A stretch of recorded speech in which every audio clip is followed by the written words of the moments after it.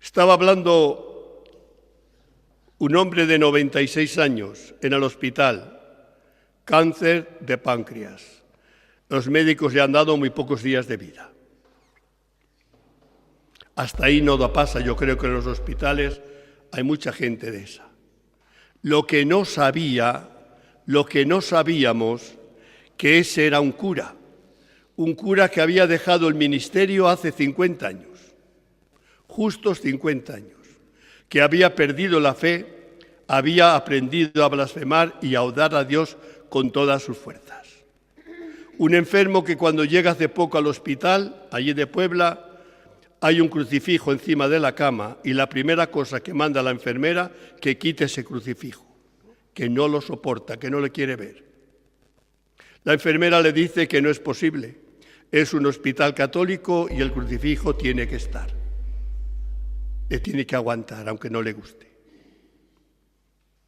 La enfermedad va avanzada, muy avanzada, y el 15 de este mes de enero, por lo cual hace prácticamente 15 días, en la noche cambió su vida, radicalmente. ¿Por qué había perdido la fe? Porque una familia de su parroquia fue alborotada a decirle que su niña, la única hija que tenían de 8 años, tenía leucemia y se estaba muriendo. Pedía oraciones, no pedía nada más el padre y la madre de tal criatura. El cura se ofreció a rezar con la parroquia, a hacer todo lo posible porque la niña no podía morir. Tenía que responder Dios y la Virgen a tantas lágrimas y oraciones. Como la niña no mejoraba, los padres de la criatura se agarraron como pudieron y pidieron hacer una peregrinación al santuario de Guadalupe, toda la parroquia, y con la niña en una silla de ruedas sacada del hospital. El milagro le esperaban todos. El cura estaba seguro que la niña tenía que sanar. Vuelven de la peregrinación y la niña no sana. Y lo que es peor, la niña muere. Esto crea en este señor una crisis profunda, profundísima, una crisis de fe, una crisis de sacerdocio. ¿Qué pinto yo a un Dios que no responde a la oración, que no tiene compasión de tantas lágrimas y oraciones como le estamos dando? ¿Qué Dios es este cruel que permite que muera una niña de solo 8 años y no se tenga compasión de que le están suplicando por su vida?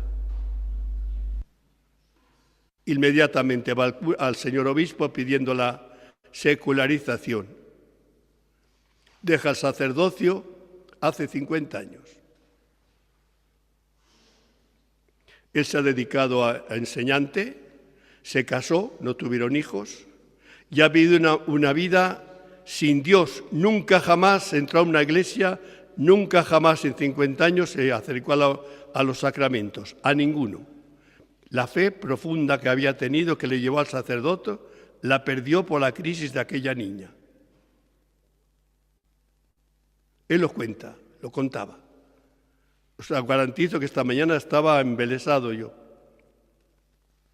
El día 15 de este mes de enero, hace 15 días, entre el 15 y el 16 en la noche, una enfermera, mira, hay cosas casuales que yo digo que la casualidad nunca existe, la casualidad nunca existe. Es providencia de Dios que se sirve para cualquier circunstancia, para cualquier cosa. Don Dino Torrellani, el fundador de mi instituto, decía que las circunstancias son las mensajeras de la voluntad de Dios, es decir, la que nos transmite lo que Dios quiere. Una enfermera había puesto en este increyente sobre la mesilla una pequeña estampa de Carlo Acutis. Esa noche se le ha aparecido en sueños Acutis, la niña que hace 50 años murió con 8 años, en el cual han hablado con tanta ternura, con tanta seguridad, de que Dios nunca dejó de escuchar sus oraciones, nunca. que le ha dolido, le ha esperado esos 50 años para que vuelva al redil. Que el sufrimiento y las lágrimas de los padres no fueron baldías y que aquel sacrificio de desprenderse de su hija ha beneficiado después a más de 30.000 personas gracias a un hospital que hicieron los padres de esta criatura en beneficio de los niños enfermos.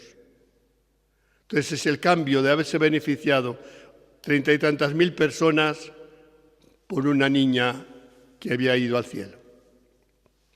El médico que la atendió, que era también no creyente, resulta que le revela a la niña cómo aquel doctor que no tenía fe se convirtió. Y Dios les estaba esperando, Dios le sigue esperando a él, porque Dios lo sigue amando, aunque él lo haya abandonado. Dios permanece fiel y ha permanecido fiel siempre en su vida. Este pobre anciano, llorando, suspirando, había que contar a los demás esta cosa que le había pasado.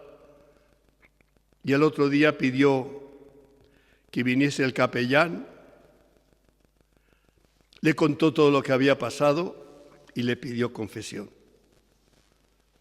La frase más bonita que decía, que le preguntó al cura, un cura joven, que le confesó en el hospital el otro día: ¿usted cree que yo sigo siendo sacerdote? Sí, tú eres sacerdote.